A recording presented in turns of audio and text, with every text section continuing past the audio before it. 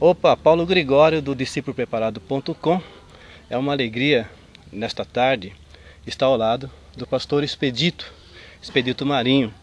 Ele faz parte do Ministério do Belém, aqui em São Paulo, e é uma daquelas pessoas que eu admiro, tanto a sua pessoa, como também como pregador da Palavra de Deus, que é um daqueles pregadores que realmente vale a pena ouvir, que sempre em suas mensagens ele traz um ângulo diferente da palavra, ele busca pérolas, tesouros escondidos na palavra, e ele os expõe com uma propriedade assim, de prender a sua atenção e de marcar na sua memória a pregação da palavra de Deus. Então é um grande prazer, pastor, Amém, estar contigo aqui. E eu queria te fazer algumas perguntas, você como pregador da palavra de Deus.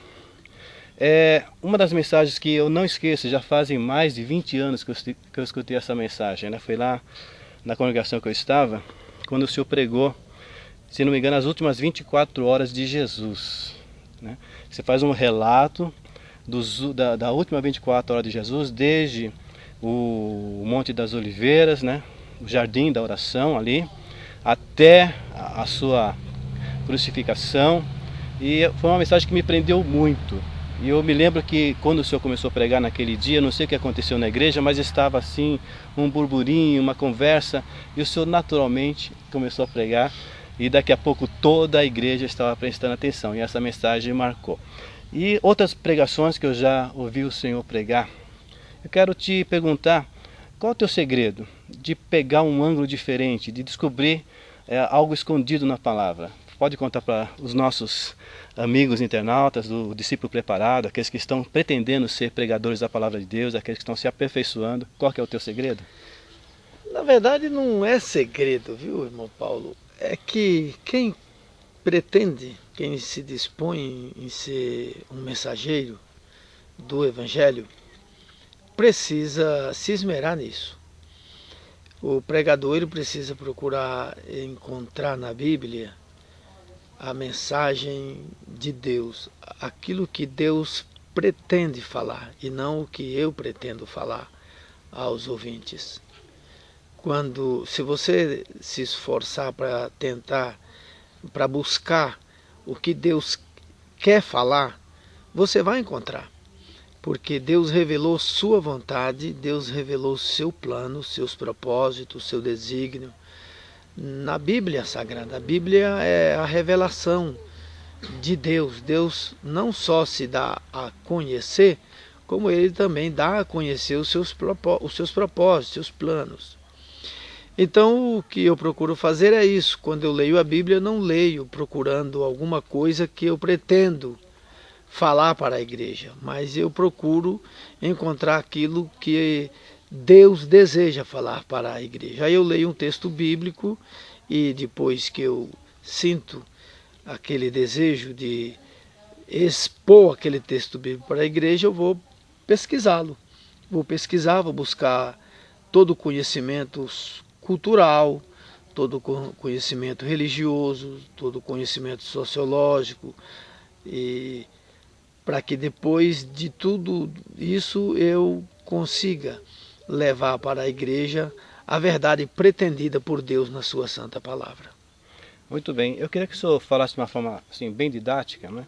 Falasse as ferramentas que o senhor utiliza, quais são os livros, né, que o senhor lê nessas suas pesquisas, tá? Que os nossos alunos eles estão bastante interessados em saber a prática da coisa, né? Como que um pregador faz para descobrir tesouros na palavra?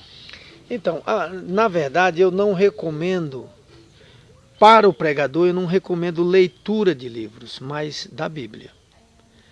Porque quando você lê um livro, especialmente essas Bíblias comentadas, com comentário de rodapé, você fica alienado à teologia do escritor, do autor. E nem sempre a mensagem que Deus quer que você entregue para a igreja é aquilo.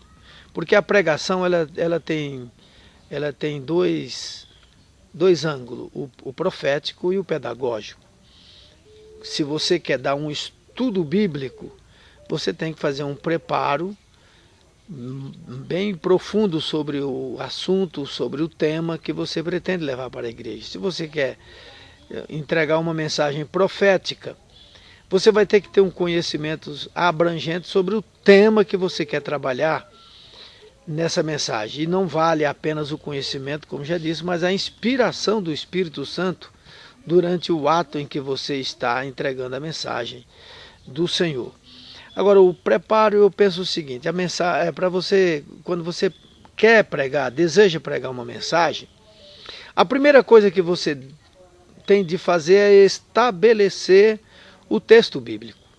Você vai estabelecer o texto bíblico. A primeira coisa que você tem que ir é para a Bíblia.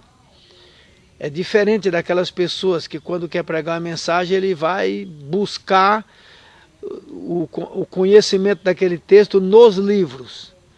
Eu costumo dizer, e você sabe muito bem disso, que uma das regras principais da hermenêutica é: a Bíblia interpreta a Bíblia. Então a primeira ferramenta que o estudante da Bíblia deve ter é uma chave bíblica. A chave bíblica é a rainha de todas as ferramentas usadas num bom estudo bíblico. A segunda é um dicionário bíblico.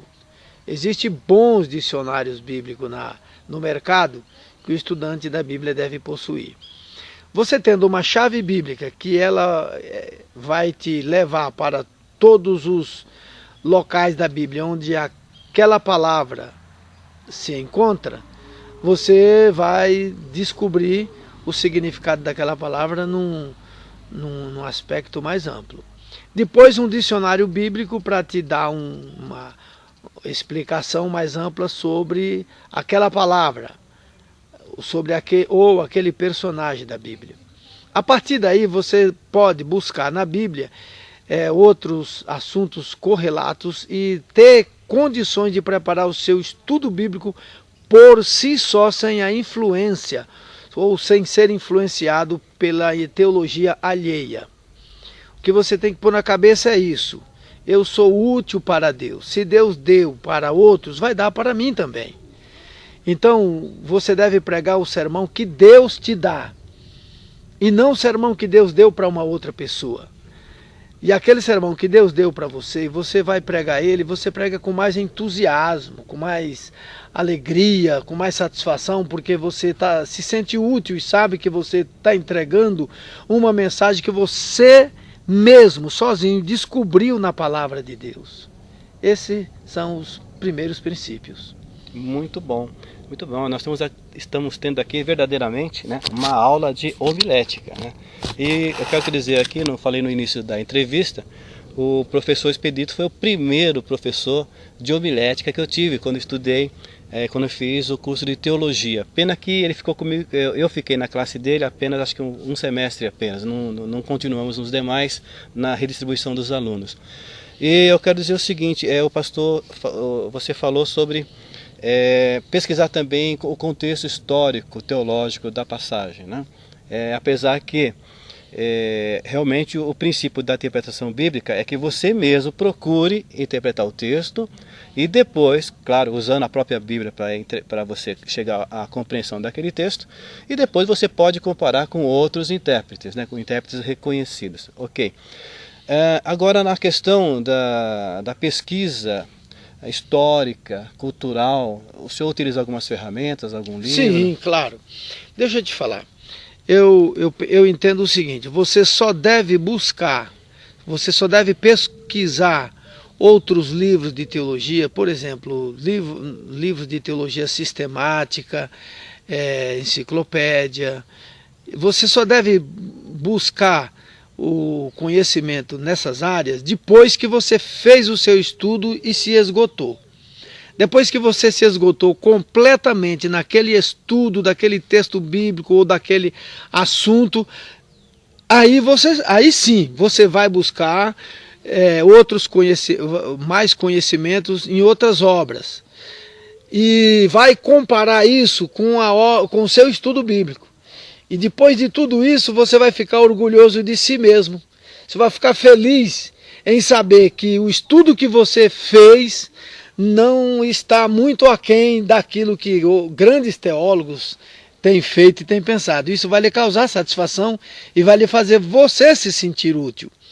O que eu acho errado é quando alguém quer preparar um esboço ou preparar um estudo bíblico para levar para a igreja e direto aos livros de comentários bíblicos, que esses comentários, via de regra, são dirigidos, são comentários dirigidos.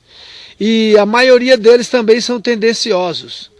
Então, você, antes de fazer o seu estudo particular, pessoal, você já começa sendo alienado por um comentarista. Então, o estudo não é seu. Você apenas compilou uma série de conhecimentos e vai levar para a igreja uma coisa que, na realidade, não foi Deus quem te deu e você não buscou com seu próprio esforço, com seu próprio trabalho, com a sua própria pesquisa. Então, eu recomendo o estudante da Bíblia a primeiro fazer o seu estudo. E esse estudo, ele, para ser feito, em primeiro lugar, como eu já disse, você, para começar, as ferramentas uma chave bíblica, um bom dicionário bíblico e também um atlas bíblico.